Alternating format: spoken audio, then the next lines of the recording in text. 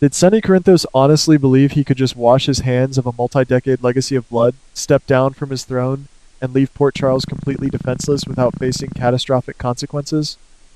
Are we really supposed to sit here and accept that the most feared mob boss on the eastern seaboard is just going to quietly ride off into the sunset while the vultures circle his territory? Let's be incredibly real for a moment, guys. The writing is on the wall, and the sheer audacity of this potential move is enough to make my head spin. For decades, the Corinthos organization has been the iron fist keeping the true monsters at bay.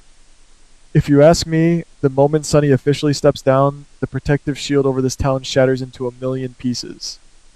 We are looking at the potential collapse of an entire ecosystem, and the sheer arrogance of thinking there won't be a massive, bloody fallout is staggering. But the real question that keeps me awake at night isn't just about Sonny leaving, it's about the terrifying reality of who is going to take his place when the dust settles. Let us take a very close look at the current state of the Corinthos Empire. If you ask me, Sonny is standing on the edge of a precipice, and he knows it. The foundation of his entire operation has always been built on unshakable loyalty, primarily from his right-hand men. But look at the board right now. Jason Morgan, the ultimate enforcer, the man who has stood by Sonny through thick and thin, has officially walked away. Jason made that shocking sacrifice to protect his son Danny, realizing that the mob life is a death sentence he can no longer afford. And then we have Ethan Lovett, who was recently pulling his weight in Sonny's inner circle, only to catch a bullet in the gallery storage room while saving Ava Jerome. Now, Ethan is desperately fleeing Port Charles because his own past, in the form of this mysterious executive Hudson, is coming back to haunt him. Sonny is losing his most vital pieces on the chessboard. The loyal soldiers are gone, leaving the king completely exposed and highly vulnerable. This isolation is exactly why I suspect Sonny Corinthos is inching closer and closer to the most monumental decision of his entire life, retirement. Now, many citizens in Port Charles might naively view the dismantling of the Corinthos organization as a blessing. They might think the streets will finally be safe. But we know better, don't we? We know the dark truth about how the underworld operates. For years, the Legacy family has acted as a necessary evil, a formidable barrier that maintained a delicate balance of power. They kept the truly ruthless, chaotic syndicates out of our beloved town. Without Sonny's iron grip, Port Charles becomes a massive, unprotected gold mine for every ambitious criminal enterprise on the map. The recent chaos with Jen Sidwell was merely a chilling appetizer. Sidwell managed to lure Sonny into a deadly trap at Ava's gallery. If a lone wolf like Sidwell can cause that much devastation, imagine what a highly organized, well-funded rival mob family will do when they realize the territory is up for grabs. So, the first domino to fall in this grand, manipulative scheme of fate is Sonny's realization of his own mortality and weakened state. He is a smart man, a survivor. He can read the shifting winds. He knows that without Jason Morgan's lethal precision and without a solid inner circle to watch his back, a full-scale turf war would end in absolute tragedy for his family. I firmly believe Sonny is going to announce his retirement to prevent a bloodbath he can no longer win. But here's where the domino effect takes a truly sinister and mind-blowing turn. Nature abhors a vacuum, and the Port Charles underworld is no different. Someone has to step up. Someone has to take the reins to prevent the city from burning to the ground. And this is where the tragedy comes into full view. The person I suspect will inherit this throne of violence is the absolute last person anyone would ever expect, Detective Dante Falconeri. Now, I know what you are thinking. You are screaming at the screen, asking how Dante, the righteous cop, could ever do such a thing. The man who has spent his entire adult life running away from his father's shadow.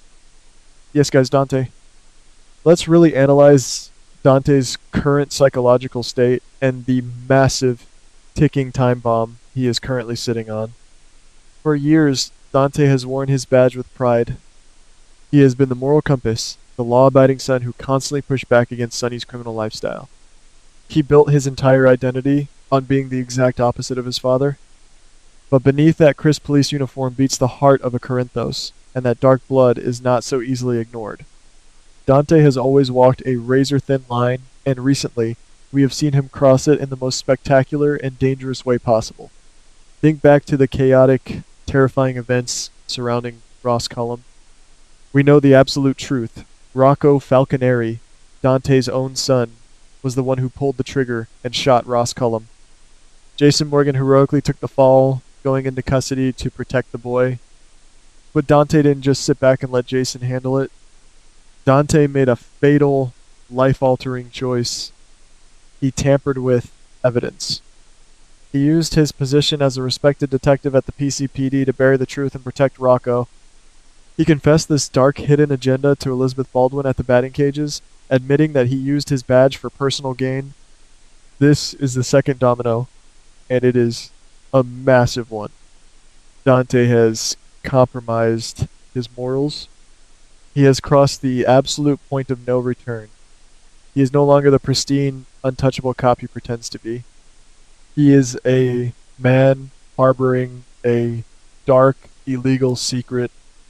What happens when the secret is finally dragged into the light? And trust me, it will be. With Anna Devane back in the commissioner's chair, dealing with her own paranoid hallucinations, and Harrison Chase eager to prove his loyalty, the PCPD is a powder keg. If you ask me, it is only a matter of time before an ambitious investigator starts pulling at the threads of the Ross Cullum case. When that thread unravels, Dante's entire world will collapse. The revelation that a decorated detective covered up a shooting committed by his own son will send shockwaves through Port Charles. Dante will be stripped of his badge. He will face criminal charges, public disgrace, and the very real threat of a lengthy prison sentence. Everything he built, his entire righteous identity, will be reduced to ashes. This brings us to the third most devastating domino. Imagine Dante Falconeri, disgraced, stripped of his authority, and facing the terrifying prospect of prison. His career is completely over. His moral high ground is gone. He is completely lost.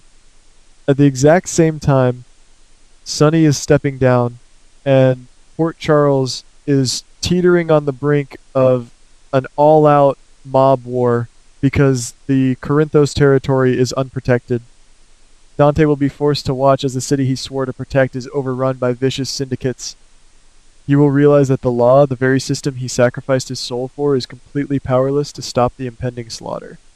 He will see his family, his children, Rocco, and even Elizabeth Baldwin caught in the crossfire of a war that no police force can contain.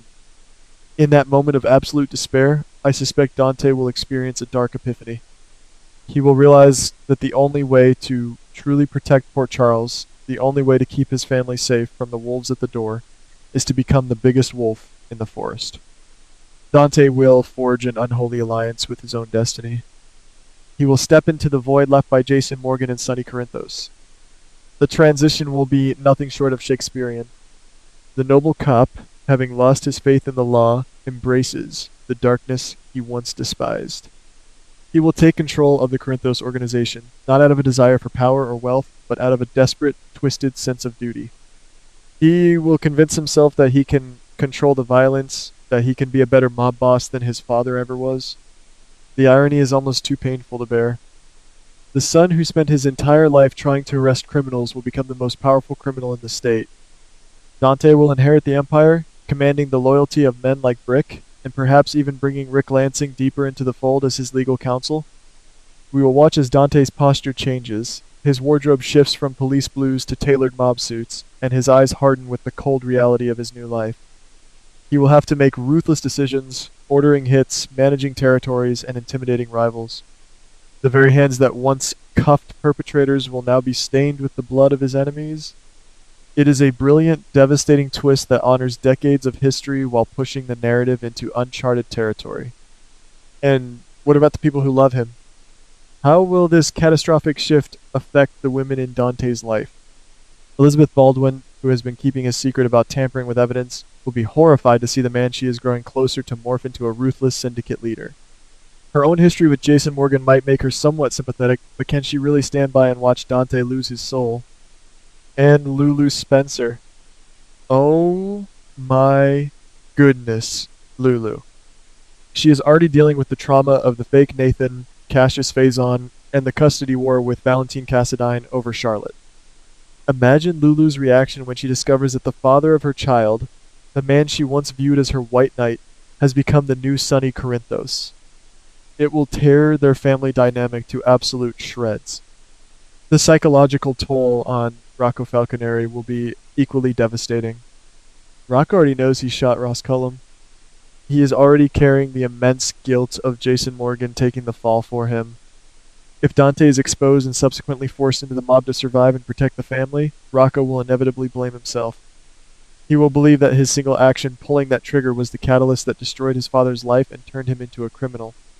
We are looking at the birth of a new generation of Corinthos tragedy. Rocco might even feel compelled to join his father in the family business, desperate to make amends, thereby ensuring that the vicious cycle of violence and loyalty continues for another 50 years. This is the true genius of this storyline.